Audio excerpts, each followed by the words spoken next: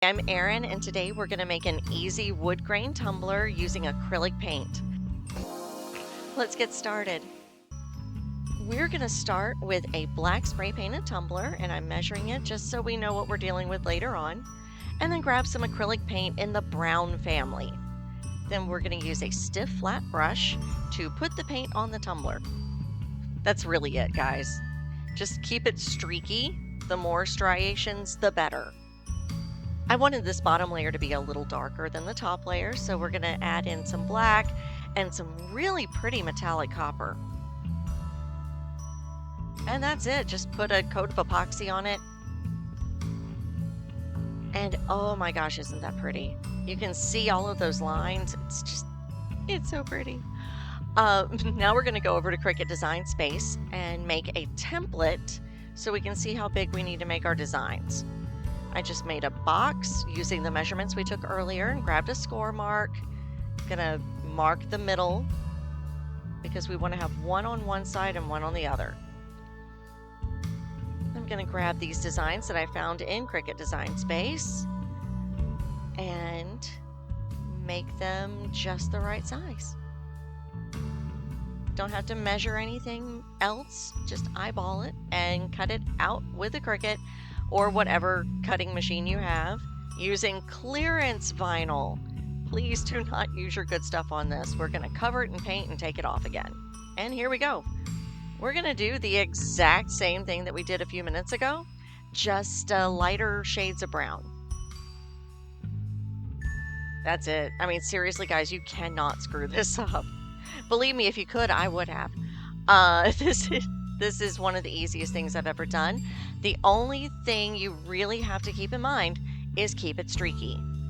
But, you know, if you find that it seems a little too blended, you're not happy with it, just stop.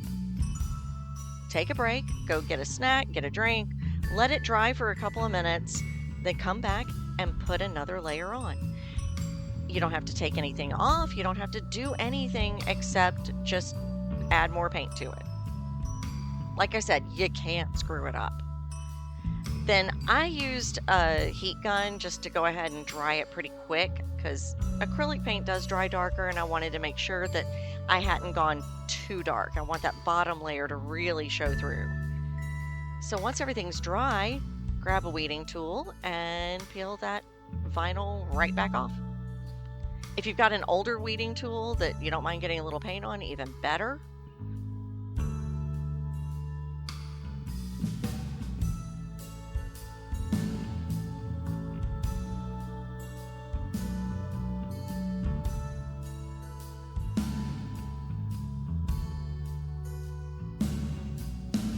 I'm going to do the bottom because I almost forgot to do the bottom. Don't forget to do the bottom.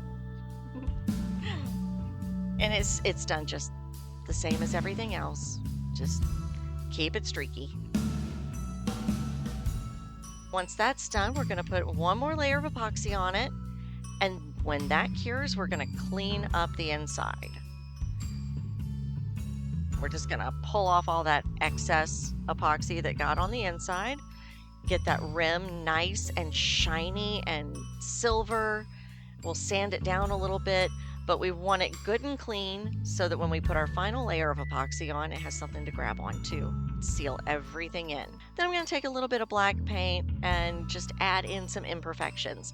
You know, when you see a piece of cut wood, it's got those little, almost like freckles that are kind of scattered throughout. You know what I'm talking about. We're going to do that and blend them out with a little bit of brown. One more coat of epoxy and it's done. That was so easy. Of course, yes, I got glitter on the bottom of mine because of course I did.